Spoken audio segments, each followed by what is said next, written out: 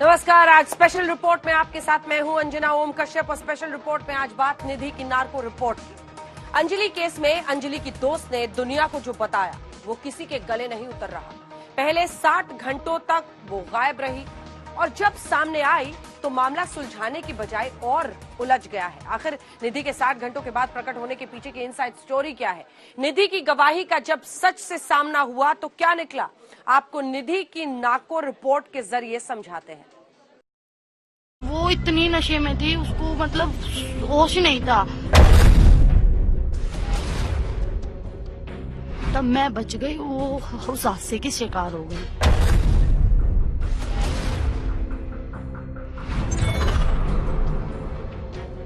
नाम निधि, पहचान अंजलि की दोस्त, अहम क्यों? केस की एकमात्र गवाह।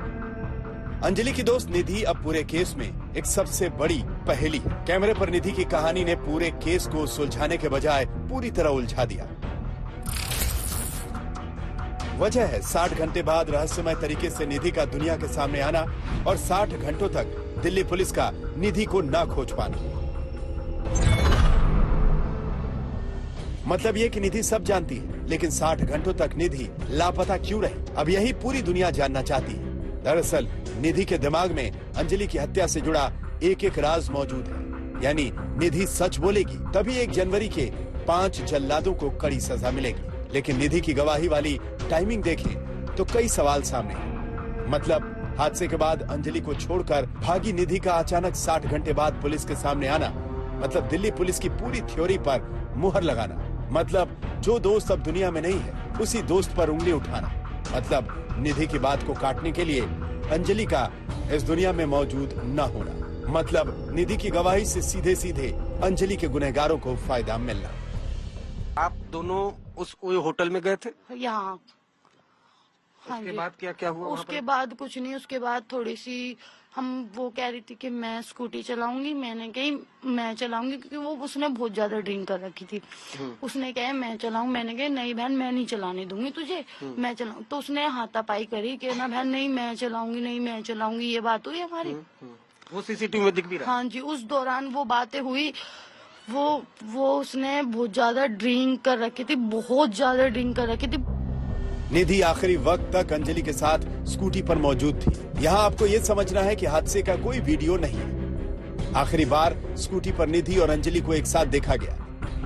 भले ही निधि पूरे केस में दिल्ली पुलिस की गवाह हो, लेकिन 60 घंटे तक अंजलि का गायब रहना उसे भी शक के घेरे में खड़ा करता है।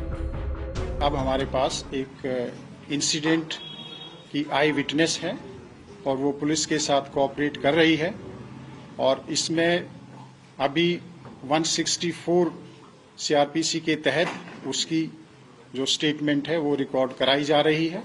यह दिल्ली पुलिस के लिए इस केस के इन्वेस्टिगेशन में एक सिग्निफिकेंट डेवलपमेंट है, और जो एक्यूज्ड हैं उनको एक तरह से सजा दिलाने में हमारे लिए महत्वपूर्ण साबित होगा। सरल शब्दों में समझें तो हादसे की असल वजह साफ नहीं। मुमकिन है कि हादसे से पहले 1 जनवरी को 5 जल्लादों ने अंजलि का पीछा किया। अगर हादसे वाली थ्योरी को सही भी मान लें तो भी इस संभावना से इनकार नहीं किया जा सकता कि जल्लादों ने पहले छेड़छाड़ की कोशिश की हो और जब अंजलि ने विरोध किया तो स्कूटी को टक्कर मारी।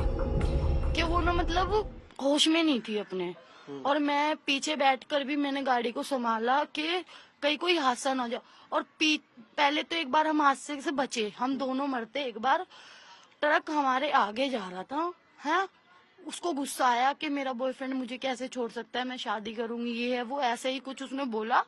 तो वो ट्रक में भेड़ने जा रही थी, हम दोनों उस ट्रक के उस दौरान हम दोनों मरते। तो क्या निधि जितना बता रही है उससे ज्यादा छिपा रही है? निधि को लेकर सवाल कई, जिसका जवाब मिलना अभी बाकी है। यानी निधि के दिमाग के नार्को टेस्ट से ही दुनिया के सामने पूरा सच आएगा। मसलन हादसे के बाद वो क्यों भागी? 60 घंटे तक निधि चुप क्यों रही? अंजलि पर उंगली क्यों? ड्रिंक वाली थियरी क्यों? बॉयफ्रेंड वाला एंगल क्यों? खुद सही, अंजलि गलत क्यों? गवाही स्क्रिप्टेड है या सही? यकीन मानिए निधि जब सामने आई तो अपनी दोस्त अंजलि को लेकर दिए बयान से पूरे केस को 360 डिग्री घुमा दिया। क्या ये पूरे केस को कमजोर करने की कोई साजिश है? हर दिन नए नए खुलासों ने दिल्ली पुलिस की वर्किंग स्टाइल पर कई सारे प्रश्न चिन्ह लगा दिए हैं। वारदात के फौरन बाद बिना प्रॉपर इन्वेस्टिगेशन के अंजलि केस को हादसा बता दिया। हल्की धाराओं में केस दर्ज किया, न टाइम पर अंजलि का पोस्टमार्टम कराया। फंसने के बाद अब दिल्ली पुलिस खुद को बचाने के लिए तरह तरह के जतन करने में जुट गई है। तो क्या इसी दांव का हिस्सा है 60 घंटों के बाद निधि का दुनिया के सामने आना?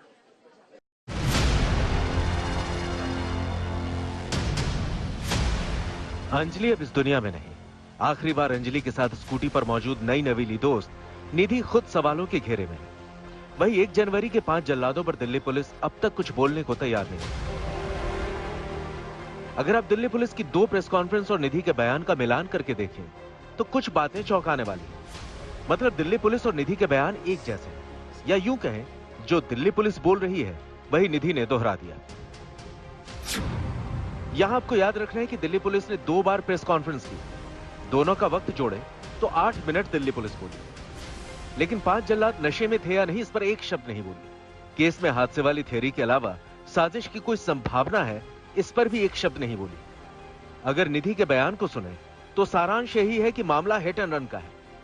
सुनियोजित साजिश की कोई संभावना नहीं। अंजलि तो बहुत ज्यादा शराब के नशे में थी। दोनों के बयानों का निष्कर्ष एक है, मामला हादसे का है। यानी कहानी वही पहुंच गई जहां से दिल्ली पुलिस ने शुरू की थी। कोई सेक्सुअल असॉल्ट और मर्डर का इंसिडेंट है, ये बिल्कुल गलत है, बिल्कुल बेबुनियाद है, तथ्य पर आधारित नहीं है। हमारे इन्वेस्टिगेशन के मुताबिक पूरे तौर पे ये तय है कि ये एक फैटल एक्सीडेंट है जिसमें कार चलाने वाले लोगों ने विक्टिम को ड्रैग किया, काफी दूर तक खींचते हुए ले गए, जिससे शरीर के कपड़े भी रिमूव हो गए थे और रिब्स एरिया भी डैमेज हो गया था, सारा पोर्शन छिल गया था। उस रात ये हुआ था कि जैसे कि गाड़ी सामने से आई और हम स्कूटी पे थे, सामने से आई गाड़ी, फिर गाड़ी ने एक दूसरे की टक्कर दे दी तो वो गाड़ी के नीचे घुस गई। मैं अपनी स्कूटी के मतलब बगल में गिर गई, वो गाड़ी के नीचे घुस गई। तो गाड़ी के नीचे कहीं उसका पैर या कुछ उसका फंस गया था, तो फंसने के बावजूद वो निकल ही नहीं पाई। तो जो गाड़ी चला रहे थे उन्होंने आगे पीछे गाड़ी करी 2-3 बार। लड़की रो रही थी, उन्होंने सुना नहीं, वो चिल्लाते चिल्लाते लड़की को ले गए, आगे खींचकर लेके गए, आगे खींचकर फिर पीछे करा, फिर खींच के फिर खींचते खींचते उसे वहां तक ले गए लड़की को। और बस यही था जहाँ का एक्सीडेंट हुआ था, सीन यही था। सोचिए कितनी आसानी से निधि ने पूरे केस की फाइल को बंद करने वाला बयान दिया, जैसा दिल्ली पुलिस ने दिया था। खुद को अंजलि की सहेली बताने वाली निधि से जुड़ी दोनों पहेली सुलझनी जरूरी है। पहेली नंबर 1, हादसे के वक्त मौजूद निधि अपनी दोस्त को मौका वारदात से छोड़कर क्यों भाग गई? क्यों निधि ने फौरन दिल्ली पुलिस को वारदात की इत्तला नहीं दी? अगर निधि दोस्त है तो भला कोई दोस्त अपनी ही आंखों के सामने उसे तड़प तड़प कर मरने को कैसे छोड़ सकती है? जबकि अगर वो बचाने की कोशिश करती तो शायद अंजलि आज जिंदा होती। दूसरी पहेली यह है कि हादसे के 60 घंटों तक क्यों निधि गायब रही और 60 घंटों तक पुलिस उसे खोज क्यों नहीं सकी? इन दोनों सवालों के जवाब में निधि ने जो कहानी सुनाई वो गले नहीं उतर रही है। बिल्कुल अपनी शुद्धि में नहीं थी, मैं अपने होश में ही नहीं थी कि मैं जाकर पुलिस को बताऊं। मैं सोची कहीं वो बात मेरे पे ना आ जाए। एक होता है ना कि मेरे को लगा कि क्या करूं मैं, मेरे को जो ये ठीक लगा कि मैं अपने घर पे जाऊं, अपने घर पे बैठ के शांति से सोचूं क्या करना है क्या नहीं। कुछ नहीं समझ में आया तो 2 दिन बाद पुलिस ने पूछा तो मैंने पूछताछ में सब बता दिया, ऐसे ऐसे हादसा हुआ था, ऐसे ऐसे उस लड़की का एक्सीडेंट हुआ और उस दौरान मैं बच गई। किस्मत इतनी अच्छी, मैं बच गई और वो लड़की उस हादसे की शिकार हो गई। सामान्य हालात में ऐसा नहीं होता है जैसा निधि कैमरे पर बयान कर रही थी। तभी तो अब निधि की भूमिका की जांच की भी आवाज उठने लगी है। जो भी दोषी हैं इनको फांसी की सजा होनी चाहिए और ये जो लड़की अंजलि की दोस्त बताती है अपने आप को, इसकी भी जांच होनी चाहिए। सवाल इस वीडियो में भी है। दावा यही है कि हादसे के बाद निधि सीधे अपने घर पहुंची। वहां पर एक लड़का साथ में नजर आया था। घर के बाहर आग जलाकर हुक्का लेकर हुक्का पी रहा था। ठीक है। तो मैंने देखा 2:30 बजे आई थी वो। पहले उन्होंने अपना मतलब गेट खटखटाया, मम्मी को आवाज मारी, तो उसके मम्मी ने मतलब गेट खोला गेट। तो उन्होंने मेरे से पूछा, निशान तेरे पास हीट अप चार्जर है? तो मैंने कहा हाँ मेरे पास है। तो उन्होंने बोला मेरा फोन चार्जिंग लगा। तो मैंने उसका फोन लगा के चार्जिंग पे लगा दिया। बस मैं लगाकर बाहर ही आया था, इतने में उसकी मम्मी ने गेट खोल दिया। तो उन्होंने मेरे को जल्दी मेरा फटाफट फोन ला के दे दिया, किसी को कॉल करनी है। निधि सब जानती है, लिहाजा उससे जुड़ी कंट्रोवर्सी की वजह भी है। 60 घंटे तक गायब रहने की कई वजह हो सकती है। पहली आशंका, निधि को पूरा मौका मिला, क्या बताना है क्या छुपाना है। दूसरी आशंका, पूरे मामले में खुद को निर्दोष साबित करने की प्लानिंग। तीसरी आशंका, केस को कमजोर करने के लिए निधि को अपने हिसाब से बुलवाने का पूरा मौका। अंजलि के परिवार को निधि के बयान पर रत्ती भर एतबार नहीं। घर वालों का यही दावा है कि सोची समझी साजिश के तहत हत्या हुई है। यह हादसे का केस नहीं। अब निधि सच बोल रही है या झूठ, तभी पर्दा उठेगा जब 60 घंटों की पूरी हिस्ट्री सामने हो। मतलब यह कि हादसे के बाद 60 घंटों तक निधि की बातचीत किन लोगों से हुई, निधि की कॉल डिटेल की जांच होनी चाहिए। निधि कहां गई, किन लोगों से मुलाकात की। अगर हादसे के बाद और बयान से पहले के 60 घंटों की मिस्ट्री से पर्दा उठे तो निधि के बयान का पूरा सच दुनिया के सामने होगा। हर क्रिमिनल केस में आई विटनेस का बयान केस को मजबूत बनाने के लिए बहुत ही महत्वपूर्ण है। तो आई विटनेस की जो बयान की एडमिसिबल वैल्यू है वो तो कोर्ट ऑफ लॉ के सामने ही है। मीडिया या पुलिस के सामने आई विटनेस का बयान मान्य नहीं है। अंजलि केस में अभी सस्पेंस से पर्दा उठना बाकी है, क्योंकि केस से जुड़े किरदारों पर बड़ा कंफ्यूजन है। अरविंद ओझा के साथ ब्यूरो रिपोर्ट, दिल्ली आज तक। अब तक आप समझ गए होंगे कि निधि ने जो तमाम बातें कही हैं वो कई लोगों के गले आखिर क्यों नहीं उतर रही हैं, कई लोग उस पर सवाल क्यों खड़े कर रहे हैं। और ये भी आप समझ गए होंगे उसकी बातों से कि 60 घंटे तक जो मिसिंग मिस्ट्री उसकी रही, आखिर उसके पीछे की वजह क्या है। लेकिन अब हम आपको दिखाने वाले हैं कि 31 दिसंबर और 1 जनवरी की उस रात जो कुछ हुआ उसका सच क्या है। हम आपको दिखाने वाले हैं कि कैसे 12 किलोमीटर तक घसीटते हुए जब अंजलि को ये लोग ले गए तो उसकी आत्मा उसके शरीर से दूर होती चली गई, कैसे उसके शरीर के चित्रे उड़ते चले गए। क्योंकि अब पोस्टमार्टम रिपोर्ट आ जाने के बाद उसके चोटों की निशानी ये गवाही दे रही है कि किस तरह की बर्बरता उसके साथ इन जल्लादों ने की थी।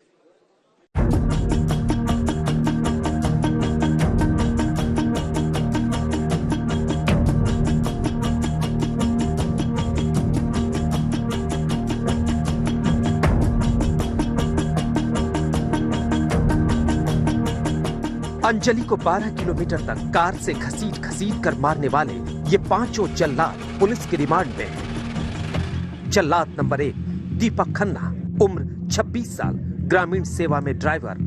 जल्लाद नंबर 2 अमित खन्ना, उम्र 25 साल, उत्तम नगर में SBI कार्ड्स के लिए काम करता है। जल्लाद नंबर 3 कृष्ण, उम्र 27 साल, कनॉट प्लेस में स्पेनिश कल्चर सेंटर में काम करता है। जल्लाद नंबर 4 मिथुन, उम्र 26 साल, नरेला में हेयर ड्रेसर। जल्लाद नंबर 5 मनोज मित्तल, उम्र 27 साल, सुल्तानपुरी में राशन डीलर। सवाल यह है कि क्या दिल्ली पुलिस इन 5 जल्लादों को बचाने की कोशिश कर रही है, क्योंकि अभी तक पुलिस ने जिस तरह से केस को बनाया है और खड़ा किया है उससे दिल्ली पुलिस पूरी तरह से शक के घेरे में आ चुकी है। क्योंकि शुरुआत में ही डीसीपी साहब ने साफ कर दिया कि मामला रोड एक्सीडेंट का है, इस केस का रेप या मर्डर से कोई लेना देना नहीं है।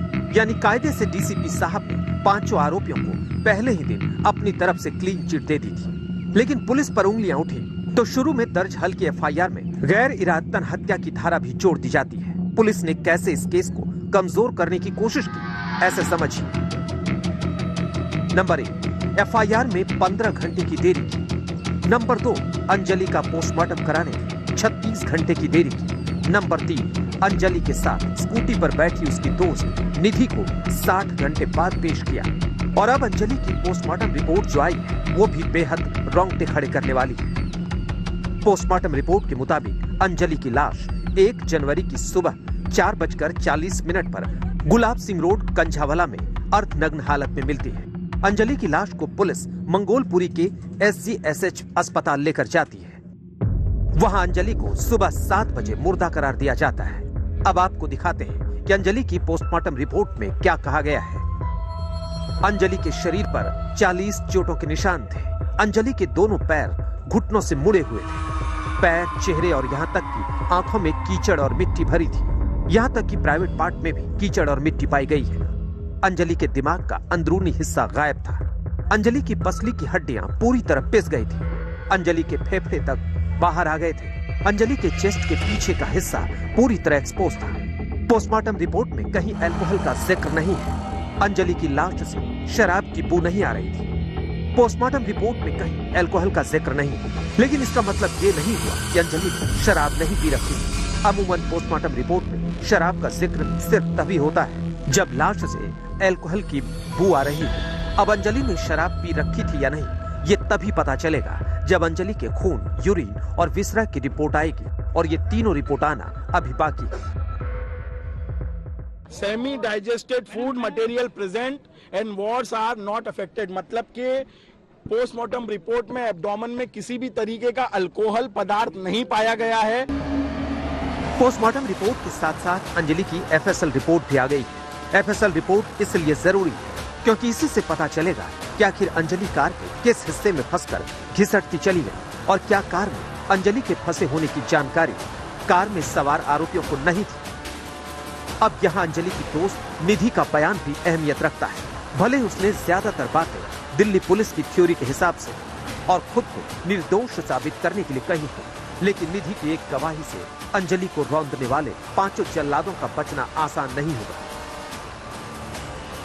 निधि ने कहा है कि कार में बैठे लोगों को पता था कि अंजलि कार में फंसी, उसके बाद भी उन्होंने कार भगाई, कार को जानबूझकर आगे पीछे किया।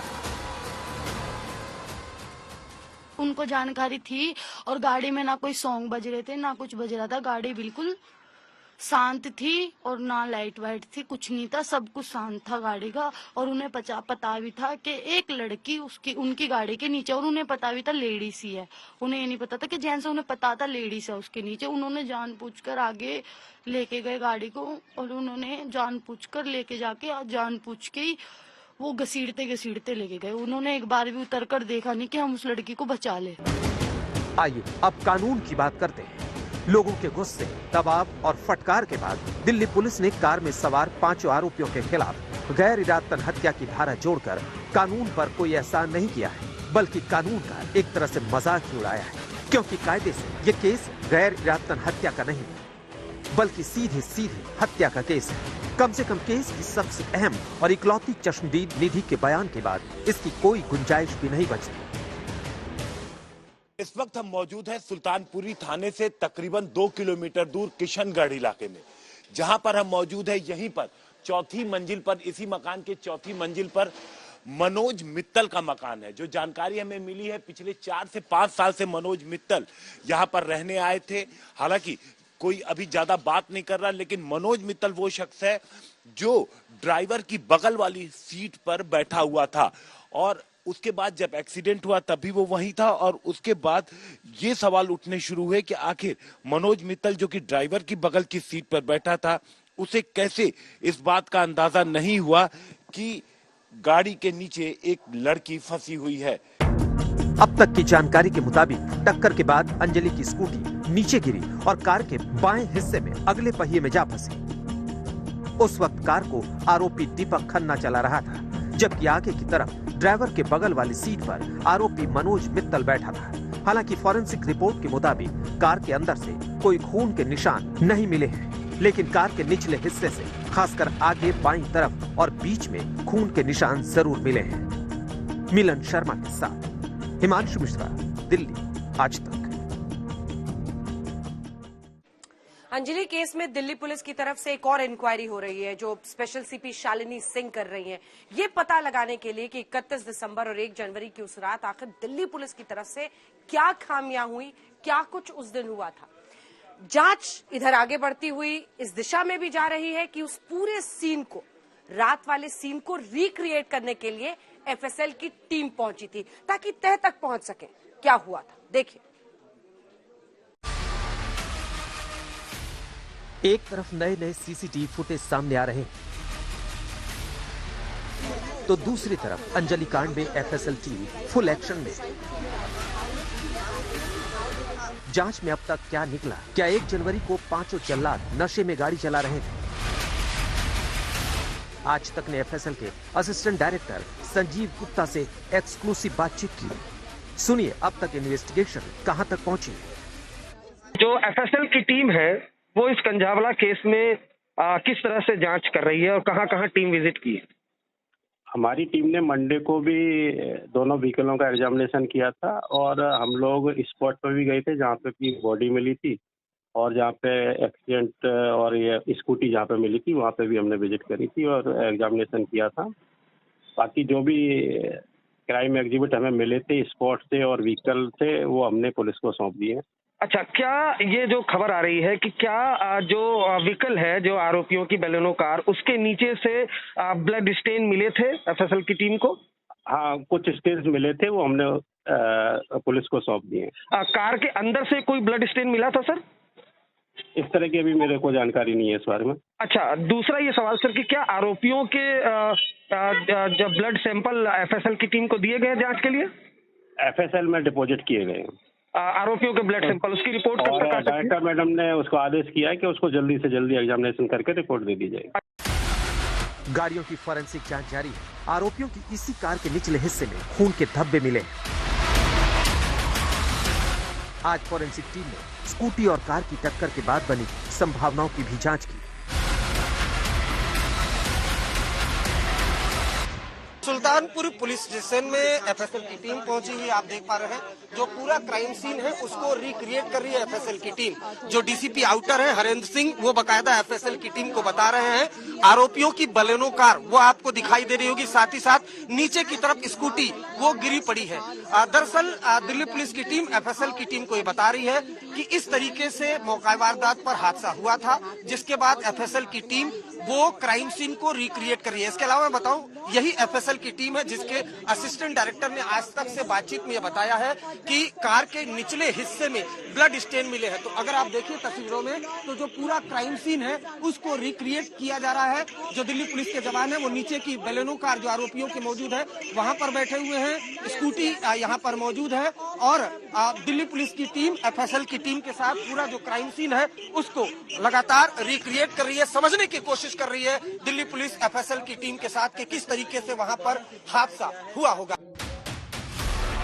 अब एक नया सीसीटीवी फुटेज सामने आया है जिसमें आरोपियों की गाड़ी दिखाई दे रही है। हादसे के बाद 1 जनवरी के 5 जल्लादों की कार जिस रास्ते से गुजरी उस रास्ते पर दिल्ली पुलिस की पीसीआर वैन दिखी। सवाल यही है कि आखिर पुलिस ने क्यों कुछ नहीं देखा।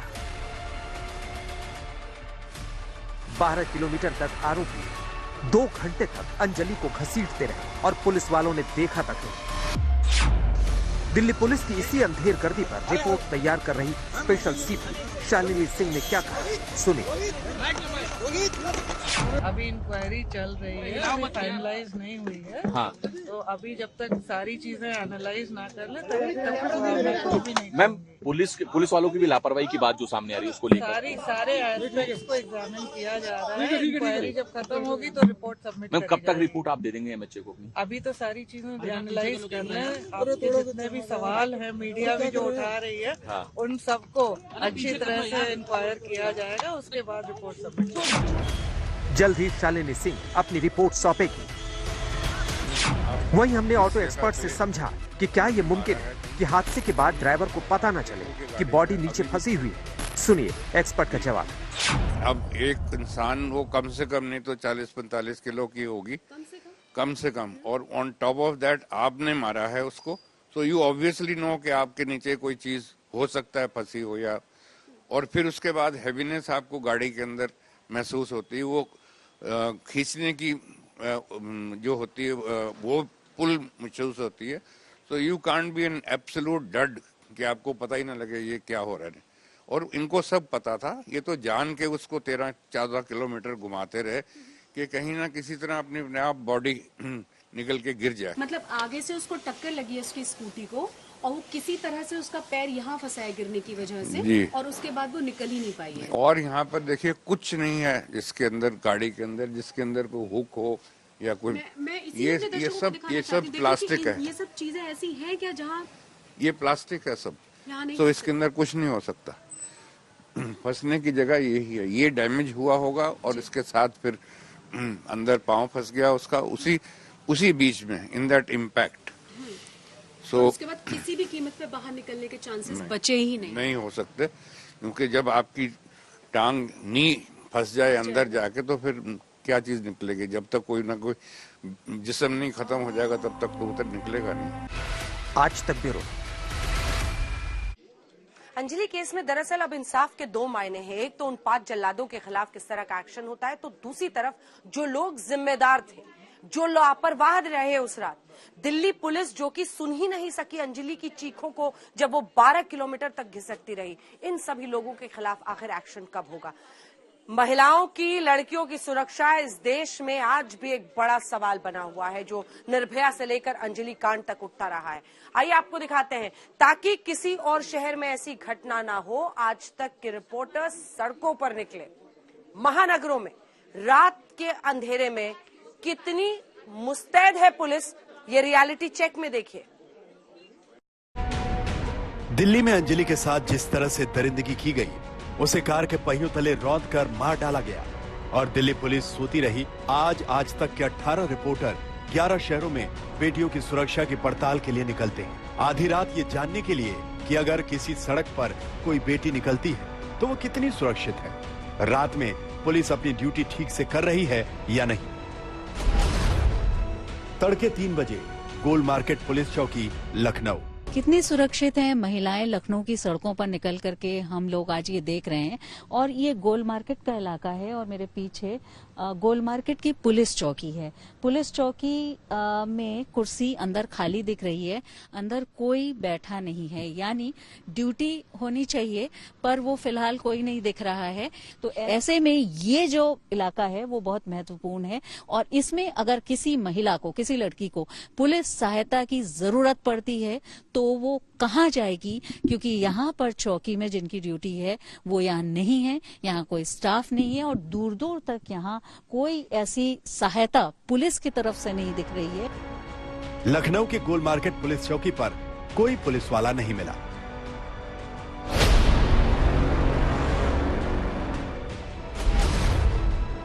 रात के 1:11, सेक्टर 17, चंडीगढ़। इस वक्त हम चंडीगढ़ में हैं और ये सेक्टर 17 है। घड़ी में 1:11 बज रहे हैं इस वक्त। आप देख सकते हैं ये है 1:11 बज रहे हैं और यहाँ पर हम खड़े हुए हैं। पिछले 10 मिनट से यहाँ पर मैं खड़ी हुई थी और आपको बता दूं ट्रैफिक तो था लेकिन बहुत कम। यहाँ पे आते जाते कोई दिख नहीं रहा है, यानी यहाँ पे एक कल्चर नहीं है कि लोग यहाँ पर इंटरसेक्शन में आपको मिल जाएंगे इस तरह से, लेकिन गाड़ियां लगातार चल रही हैं। और यहाँ पर जो सबसे बड़ी सुरक्षा का एक गारंटी है वो ये है कि सीसीटीवी कवरेज है और चंडीगढ़ के निवासियों को पता भी है। साथ ही साथ यहाँ पर आपको दिखा दें, बैरिकेड आपको नजर आ जाएंगे और यहाँ पर पुलिस वालों का प्रेजेंस नजर नहीं आ रहा है। लेकिन जब हम सेक्टर 17 की ओर आ रहे थे, हमें 2 PCR वैन्स कुछ देरी की डिस्टेंस में नजर आए। और हम आपको दिखा दें, अगर आप अकेले हैं और इस रात में हैं तो शायद जैसे एक ऑटो वाला रुका और उसने पूछा, एक मोटरसाइकिल वाला करीब से गया, लेकिन ऐसी कोई हरकत नहीं हुई। जाहिर सी बात है ज्यादातर लोग जो हमें नजर आ रहे हैं वो अपनी गाड़ियों में ही हैं, पैदल चलते हुए कम नजर आ रहे हैं। और शायद जो सिक्योरिटी के जो पैमाने हैं, यानी ग्राउंड पे पेट्रोलिंग है, वो शायद कम है। पर यह ऐसा नहीं है कि बिल्कुल ही निदारत है, कहीं कहीं पे सिक्योरिटी चेक पॉइंट्स नजर जरूर आ रहे हैं।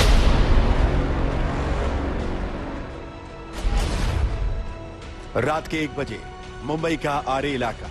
इस वक्त हम मुंबई के आरे इलाके में हैं। ये वो इलाका है जो कि काफी जंगल जैसा है और यहाँ पे बीच बीच में ऐसे कुछ क्लस्टर्स हैं जहाँ पर कि लोग रहते हैं। इस वक्त अब देख लीजिए, पुलिस की गाड़ी बहुत देर बाद, पिछले हम तकरीबन आधे घंटे से यहाँ हैं और अब जाके पुलिस की गाड़ी दिखी है यहाँ पर। अब लेकिन देख लीजिए पूरा जो रास्ता है, यहाँ पे कहीं पे भी ट्रैफिक लाइट्स नहीं है। यहाँ पे जो लोग हैं जो यहाँ पे चल रहे हैं उनके लिए लाइट्स नहीं लगे हुए हैं, लेकिन हाँ एक पुलिस की गाड़ी जरूर दिखी है।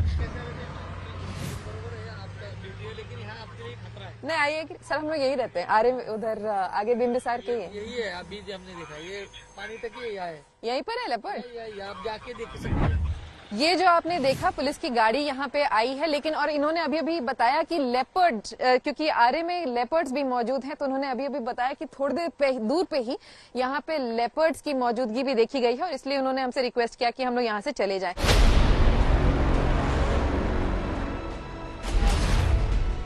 रात के 12 बजे मुंबई का प्रभा देवी। इस वक्त तकरीबन 12 बज चुके हैं रात के, और हम मुंबई के एक रेलवे स्टेशन के यहाँ पे खड़े हैं। अगर आप यहाँ से देखें तो यहाँ पे सेंट्रल रेलवे का बरेल स्टेशन भी है और वेस्टर्न रेलवे का प्रभा देवी स्टेशन भी है। और अगर हम पूरे इस एरिया को देखें तो यहाँ पे आपको काफी कम लोग अभी नजर आएंगे। और अगर ये आप पीछे मेरी स्ट्रीट देखेंगे, ये रास्ता अगर देखेंगे, तो ना ही यहाँ पे कोई स्ट्रीट लाइट शुरू है, बस रेलवे के जो ब्रिज के लाइट्स है वो ही यहाँ पे है। ये स्ट्रीट पूरी दूर अगर आप देखेंगे तो वहां पे कोई भी स्ट्रीट लाइट भी शुरू नहीं है। वहां पे मुंबई पुलिस की मौजूदगी हमें नहीं दिखाई दे रही है, और ना ही मुंबई पुलिस की कोई पेट्रोलिंग भी यहाँ पे हमें दिखाई दे रही है।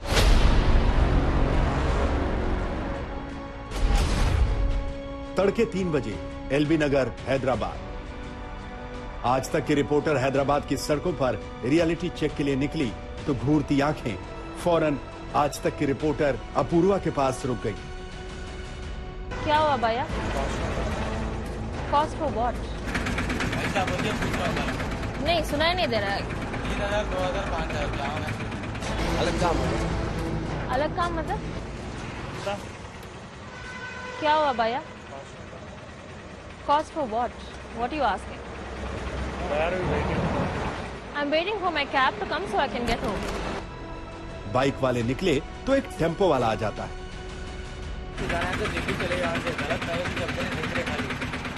क्या भैया? आपको जाने का है, जल्दी चले जाने से बोला उबर। और इसी के साथ स्पेशल रिपोर्ट में न्यूज रूम से इतना है। इस खबर पर हमारी नजर बनी हुई है। आज तक के तमाम सहयोगी अलग अलग जगहों पर, सड़कों पर निकल रहे हैं ये बताने के लिए कि देश में पुलिस कितनी मुस्तैद है। स्पेशल रिपोर्ट में इतना ही। आप देखते रहिए आज तक। आज तक HD, सबसे तेज, सबसे ज्यादा।